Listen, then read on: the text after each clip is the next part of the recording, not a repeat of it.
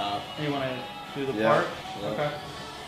Fade in the back, clean around the ears, just clean cut. All right, guys, so I know that didn't seem like the most thorough consultation, but I've been doing Toby's hair for probably about 6 years, and we've changed up his style a little bit. He's really into watching soccer, so he likes the soccer style haircut. So what we're going to do, I'm going to section it off. Toby's got very coarse, thick hair, so he wants it nice and tight on the sides, disconnected on the top. Nice clean cut look, but he likes to keep it a little shorter on top because of the fact that he only comes in about every 6 weeks, and then given the fact that he's going off to college, he's going to come in even less. So we want to take it nice and short on the top. So we're going to start off, I part the hair where he's going to wear his part. Then I go in with my 2 guard. This is a plastic clipper guard on the Andis Master Series clipper, and I start off there. I want to feel out how he likes the length. So what I'll do is I'll cut the temple area, and then I'll ask him, does that length look good as a starting point? And then we go through and we just start cutting it that way. This is also a fully closed clipper, so that means that it's the shortest possible. You can see that lever on the side of the clipper that adjusts the length, so you can have a 2 closed or a 2 open, as they call it, and the 2 closed is the shortest it can be. So right before it drops down to a 1 guard. So we're just going through, I'm following that round of his head and working my way through into the back. I like to have that diagonal back feel. I've talked about this in many videos if you guys have been following along and watching, but I really like following the head shape back down to the lower crown area into the occipital bone. It's usually the path that I take, and then I decide after that, do I want to take it a little higher than that, or so on and so forth. I don't do this necessarily like everyone else. That's not my goal. I go through and I do it the most efficient way for me. What I realized going through Toby's hair, it's so thick and so coarse, and it was so long since he had been in. It had been about 6 weeks. So I needed to switch to my Andis Supra ZR, which is a more powerful motor clipper that we've talked about in the past as well. I've done a review on this clipper. It's super powerful. It's motor driven, so it'll get through hair a lot easier. Now, what you'll notice is I went from using a 2 guard plastic guard to a 3 3/4 blade. The blades, even though they have numbers on them, are not the same length as the guards. So you want to make sure that if you make that switch, you don't switch to a 2 blade, because that would have been way shorter than what I was cutting on his hair. And that's also different with every guest, so don't think that that's going to be the same for everyone. Make sure you check that temple area, do your first cut, and see if they like the length before you move forward. Now, I'm going to work my way up with the clipper and kind of take away that ridge on the one side. On the right side, that's his heavy side. That's where the hair is going to go over to. So I want to have a little bit of a disconnect there, and I don't want to build up too much weight underneath the hair, because then it will look too thick and bulky on the one side.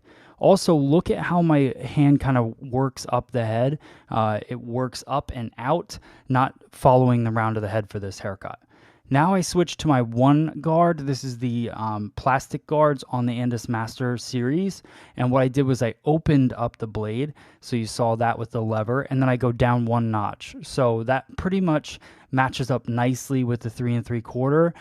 It might have a little bit of a line. You can see where it's not quite blended in. So then what I'll do is I'll make that adjustment, which I just did there, which will help me blend that line in. That's the great thing about the Master Series, and why you can't just have one tool to work with. I love using the Master Series. I love the Supra ZR. I also love using my scissor over comb techniques, trimmer over comb. We're going to use all of those techniques in this video, because not one technique or one tool is going to make that blend for you. Toby's got really nice hair. It's pretty easy to blend it, but I just work my way around and get my arm in the way. That's nice. And then I just work through it. You can see that weight line right there, so I'll make that adjustment on the clipper arm, and that will help me fade in his hair. You can see how it starts to disappear there.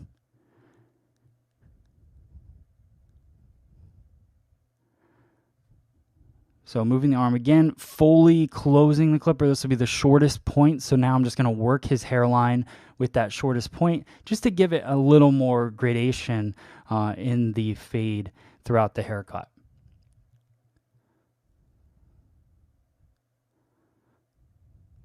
same thing. As I'm working, I'm just messing with that arm on the clipper because that gives me those different lengths and helps me fade it in different areas. The head is not flat, and that's the challenge that people have when they go into to blend and fade hair, is that there's little divots in the head sometimes, and then that's why you get those deep, shadowy spots within the haircut. Now I'm just going to go around the hairline with my trimmer. I'm not altering the hairline. That's not my goal. In some haircuts, some people do. But for Toby, I just want to keep it nice and natural. So I just work my way around and clean him up around his hairline. So I like to draw my first line in the back, and it's really just following his natural hairline, but just draw that first line, and then I'll go to the opposite side, and I'll work my way through, and then I'll go down the back and clean it up that way. I like to do the two sides first, then the back.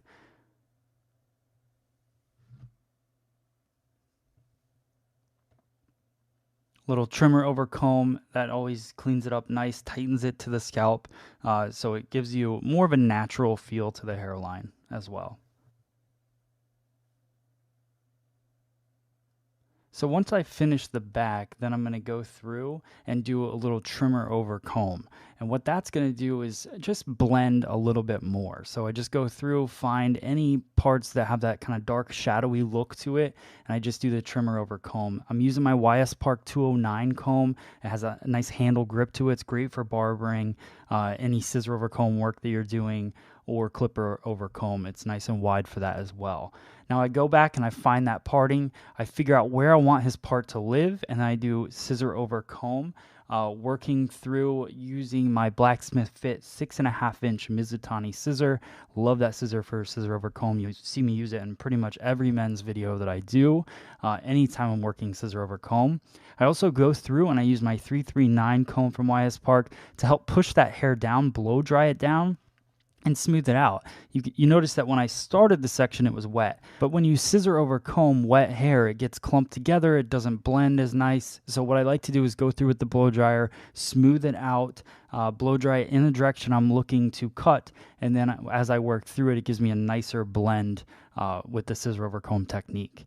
So working my way into the back, you can see that comb works its way up. It's working diagonal back. I'm keeping that weight line following the crown of the head in the back. So it works its way along the parietal ridge, drops down to low crown, and then sits right at the high occipital bone in the back of the head. That's how I like the weight line on Toby's haircut to go.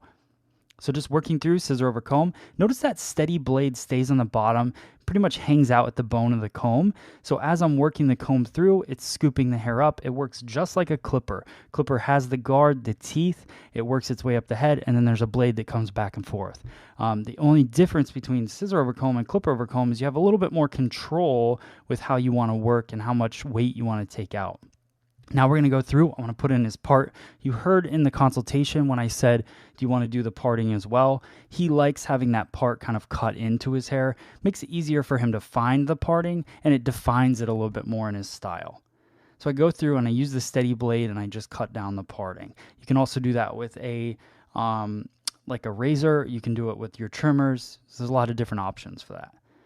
So what you notice here is I took out the corner of this part of the haircut and I cut it nice and short. It's more creating a disconnect. You're going to see why in 1 second. So I go through, I clean it up, scissor over comb, and then you can see how that hair just kind of falls over disconnected. I love that. I think it makes this style what it is. And then I go through from that point back and I blend it. So I still want the side to be blended. I don't want it completely disconnected. I think a lot of people do that. They disconnect the entire top and flop it over. I think there's a lot of different ways to create disconnection, but you don't have to disconnect the entire thing. It almost makes the haircut look undone. This makes it look more done. So I work my way all the way through, over directing the hair over that disconnection. What that's going to do is blend the back for me. I still have the disconnect in the very front. You can see it right there. I'm still blending beyond that. So that's nice and clean in the back. And then I work my way into the crown, working kind of a diagonal section throughout the crown area. I move the crown around to see how it's going to fall. And then once I figure out how it's going to fall, then I go in with my cut. So I'm following the round of the head in the back here, making sure to keep it nice and connected and blended as I work through. There's another thing I want you to notice as I work my way towards the parting. I'm leaving that disconnected. I'm not blending that side because I want that longer piece to kind of hang over the top. That's what separates the two sides and also gives it a nice disconnected feel in the haircut, even though everything from that point on is very blended. So it gives it such a clean cut look. That's why this is great for a younger kid if you're going to do this haircut on them, because it is disconnected, but they're just going to sweep it over to the side and it's going to blend all from there.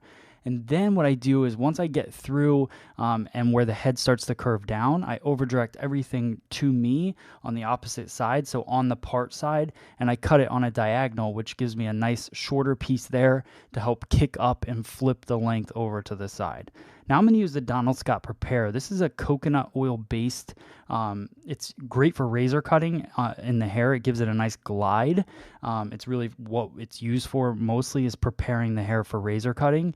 Conditions the hair, but it also conditions the skin, and it's a nice little glide slip for using your straight blade on the neck. Now obviously you would not use this product on the face to do a straight razor shave, but it's great for just cleaning up your guest's neckline. Also adds a little bit more detail, a little more of a personal touch to their haircut, especially in the hair salon, which is something that we don't do a lot of that neck shaving. So it's something great to add on to your service to make your haircuts, stand out.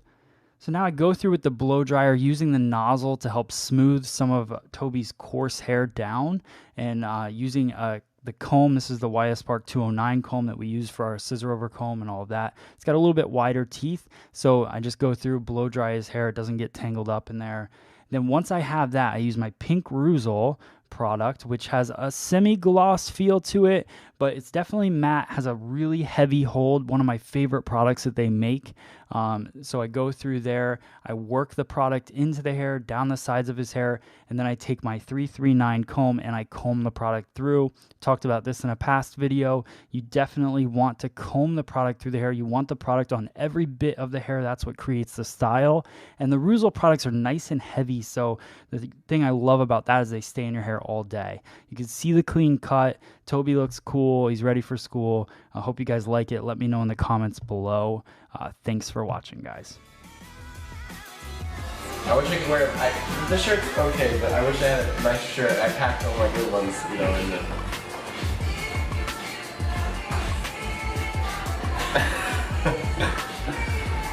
Alright, cool. Alright, let's go take a picture of it real quick.